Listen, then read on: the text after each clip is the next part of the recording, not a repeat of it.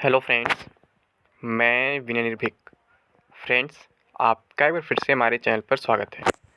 तो friends, RRB group D score card and normalisation update, देखो किसके कितने मार्क्स बढ़े और घटे। क्योंकि मैं बहुत दिनों से देख रहा हूँ कि हर एक सोशल मीडिया ग्रुप पे एक ही सवाल पूछा जा रहा है, भाई इस शिफ्ट में कितने मार्क्स बढ़े, इस शिफ्ट में कितने मार्क्स घटे हैं, इस शिफ्ट में कितने मिनिमम मार्क्स पे सिलेक्शन हुआ है।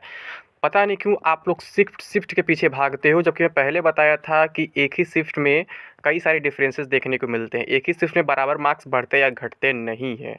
ठीक है, ये आप हर एक नोटिफिकेशन देखते हैं, फिर भी आप लोग शायद एकदम फ्रेशर, इसलिए आपको आइडिया नहीं है।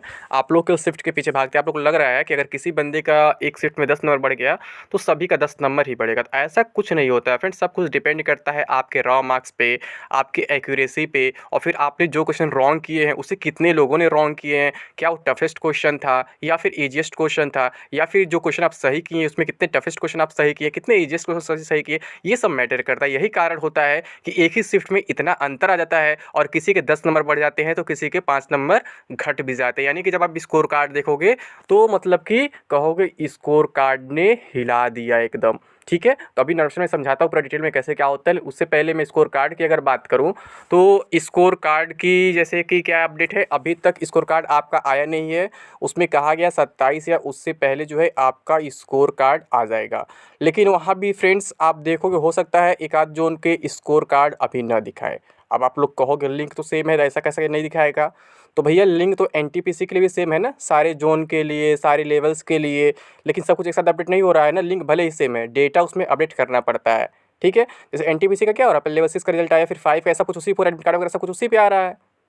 क्यों? क्योंकि सबका अपना रजिस्ट्रेशन नंबर और डेट ऑफ बर्थ अलग अलग है। तो इस वजह से क्या होता है, वो लिंक भले सेम रहता है बट डेटा अलग होता है। तो स्कोर कार्ड लिंक जो है कॉमन रहेगा, बिल्कुल सही है। बट गोरखपुर के स्कोर कार्ड में देरी हो सकती है एज यूजुअल। और इस बार एक स्पेशल रीज़न है देरी होने का, क्योंकि गोरखपुर बोर्ड में काफ़ी फेरबदल हुआ है। इस वजह से एनटीपीसी के टाइपिंग टेस्ट रिजल्ट में भी देरी हो रहा है। ठीक है, और अगर हम गोरखपुर के फिजिकल एफिशिएंसी टेस्ट डेट की बात करें तो उसका मैं इंटरनल न्यूज़ निकालने का प्रयास कर रहा हूँ। हो सकता है मुझे आज ही अपडेट मिल जाए या फिर आज नहीं तो कल तक अपडेट मिल जाएगा।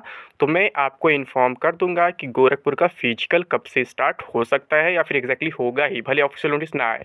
ये मेरी गारंटी है, मैं अगर अपडेट दूंगा 100% सही दूंगा, जैसा हमेशा देता हूँ। लेकिन अभी तक मुझे न्यूज़ नहीं मिला है, तो अभी आप वही मान के चलिए 15 से 20 जनवरी के आसपास गोरखपुर का स्टार्ट हो सकता है। लेकिन जैसे मुझे इंटरनल न्यूज़ मिल जाता है एग्जैक्टली किस डेट से स्टार्ट होगा, किस ग्राउंड पे होगा, सब कुछ अगर कंफर्म हो जाता है तो मैं आपको बता दूंगा। वैसे उम्मीद यही है कि ये आपका बनारस के स्टेडियम में होता है गोरखपुर का मैक्सिमम। तो हम गोरखपुर असली बात नहीं करें, हम बात करते हैं नॉर्मेशन का कि यहाँ पे क्या चल रहा है। देखो किसके कितने मार्क्स बढ़े और घटे। ठीक है, तो जब आप स्कोर कार्ड देखोगे तो वैसे ही आपको समझ में आ जाएगा वहाँ पर कि एक ही शिफ्ट में इतना डिफरेंस क्यों आ गया। तो मैं बताया वही चीज़ ना कि शिफ्ट के पीछे नहीं भागा जाता है। मैं सारे सोशल मीडिया ग्रुप में देख रहा हूँ, लोग यही अंदाज़ा लगा रहे हैं इस शिफ्ट में 5 मार्क्स बढ़े हैं तो मेरे 5 मार्क्स बढ़े होंगे, इस शिफ्ट में 2 मार्क्स घटे तो मेरे 2 मार्क्स घटेंगे। ऐसा कुछ नहीं होता है भाई। अब आप सोचो, कोई 100 में 90 नंबर पा रहा है, कोई 100 में 2 नंबर पा रहा है, तो क्या 90 वाले को 30 नंबर बढ़ा देंगे तो 2 वाले को 30 नंबर बढ़ा देंगे 32 नंबर हो जाएगा? ये पॉसिबल नहीं है। आप उसका फॉर्मूला उठा करके देखो नॉर्मेशन का ना, आपका जितना रॉ स्कोर रहेगा उसी के रेशियो में आपका नॉर्मलाइज मार्क्स भी बढ़ेगा। ठीक है, जिसके जितना ज़्यादा स्कोर रहेंगे उसके उतने ज़्यादा स्कोर बढ़ने के चांसेस रहेंगे। पिछला ग्रुप डी में बताया था कि मेरा रॉ स्कोर उसमें 65 था, मेरा 20 मार्क्स लगभग बढ़ा था तो मेरा 85 हो गया था। बट मेरे शिफ्ट में कई लोगों के एक भी मार्क्स नहीं बढ़े थे। डिपेंड करता है कि आप कैसे क्वेश्चन टच किए, कैसे क्वेश्चन आपके सही हुए, कैसे क्वेश्चन गलत हुए हैं। और यही कारण है इस बार ये लोग क्या किए, परसेंटाइल रैंक भी दिखा रहे ताकि आप लोग के अंदर डाउट ना रहे कि आपका मार्क्स कैसे कम है कैसे ज़्यादा है। हाँ, थोड़ा रिजल्ट में गड़बड़ी इस बार हुआ, इसमें कोई डाउट नहीं है। क्योंकि मैं ही आपसे शुरू से कह रहा था फ्रेंड्स, इस बार वैकेंसी बहुत ज़्यादा है। ठीक है, और अटेंडेंस बहुत कम है तो कट ऑफ कम जाएगा। कम गया है बट उतना कम नहीं कि जितना जाना चाहिए, क्योंकि इस बार जो है नॉर्मलाइजेशन में मार्क्स डिक्रीज़ भी हुए हैं। बहुत से लोग ये कहते पेपर टफ था इस वजह से कट ऑफ कम जाएगा, तो ये कोई लॉजिक नहीं था। पेपर टफ नहीं था, पेपर बिल्कुल पिछले एग्जाम के ही लेवल का था। और आप कट ऑफ देख के खुद आप समझ ही गए होंगे, बहुत से लोग कह रहे थे ना इस बार 40 नंबर से ऊपर कट ऑफ नहीं जाएगा, ये नहीं जाएगा, वो नहीं, इतना भी कम नहीं जाता है यूआर का। ठीक है, मैं यूआर का क्या बोला था, बताया ही था आप लोग को, 55 से 70 के बीच रहने वाला है। और ऑलमोस्ट सभी जोन का जो है 55 से 70 के बीच ही है।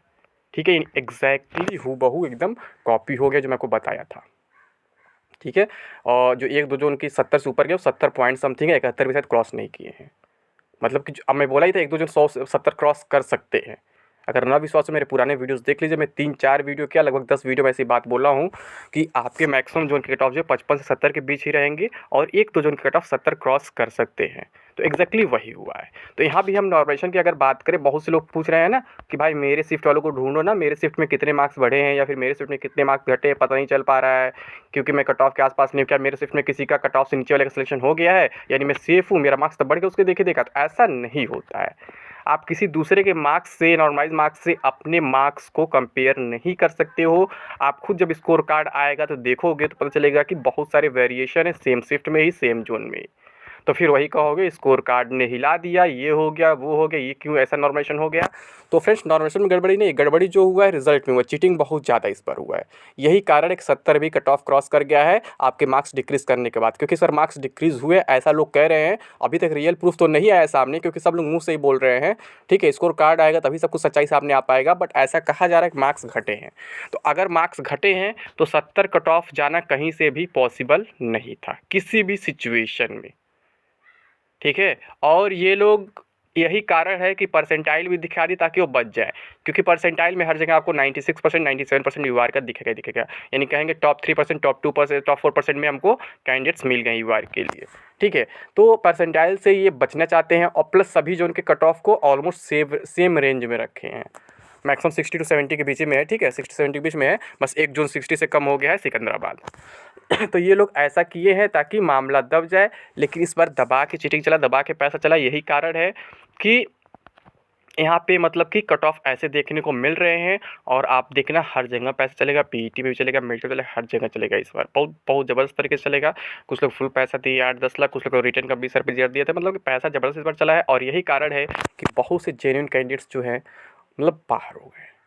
अभी स्कोर कार्ड आने दो, आपको सच्चाई पता चल जाएगा। ठीक है, फिर आप कहोगे ये क्या हो गया है, मैं तो इतना स्कोर किया था, कैसे मेरा इतना घट गया, या फिर वो तो उतना कम था, कैसे उसका उतना बढ़ गया। तो हो सकता है नॉर्मलाइजेशन में भी ये लोग चाल चल सकते हैं।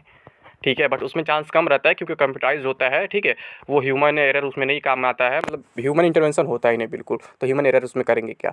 ठीक है, बट जो रॉ मार्क्स ही है उसी में चाल चलेगा, जो रिजल्ट उसमें चाल चले गया है। और बहुत से लोग कह रहे हैं कि रिजल्ट 3 गुना नहीं है, तो ऐसा नहीं है फ्रेंड्स, रिजल्ट 3 गुना है। क्या है ना यहाँ पे कि सीसीए वाले बाहर हो गए, पीडब्ल्यूबीडी वाले बाहर हो गए, तो इस वजह से आपको रिजल्ट कम दिख रहा है। उनको जब माइनस कर देंगे तो अपने आप दिख जाएगा कि आपको मतलब कि रिजल्ट पूरा फुल है, वो जितना सीट है। तो कहने का सेंस यही है कि नॉर्मलाइजेशन के पीछे आप मत भागो, स्कोर कार्ड का इंतज़ार करो।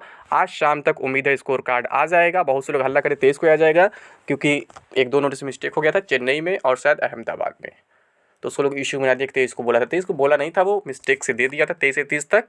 किसी ने उसमें वीडियो भी शायद बना दिया है कि मतलब कि इतना बड़ा धोखा हो गया, इतना बड़ा रेलवे ग्रुप डी रिजल्ट में मिस्टेक हो गया, स्कोर कार्ड में मिस्टेक हो गया, पता नहीं क्या क्या था, फिलहाल जो भी हो।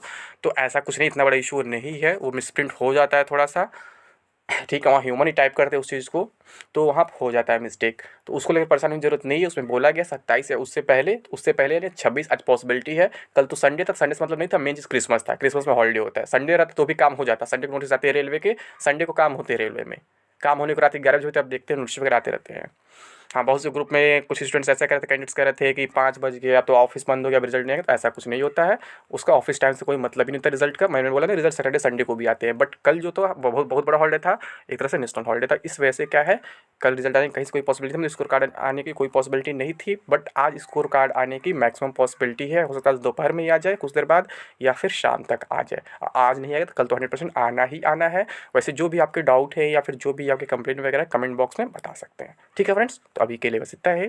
Thank you. जय हिंद, जय भारत।